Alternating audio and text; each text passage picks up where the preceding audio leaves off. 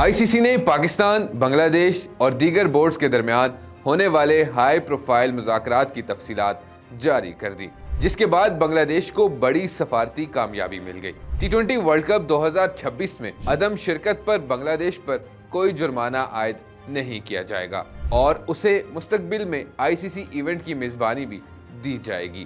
ICC کے مطابق بنگلہ دیش کرکٹ بورڈ 2028 سے 2031 کے درمیان ایک عالمی ایونٹ کی میزبانی کرے گا۔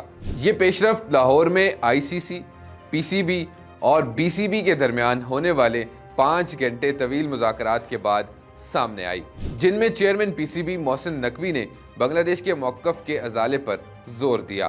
ذرائع کے مطابق ICC نے BCB کے مطالبات پر مثبت رد عمل دیتے ہوئے معاملے کا قابل قبول حل نکالا، جس میں پاکستان نے کلیدی رابطہ کار کا کردار ادا کیا۔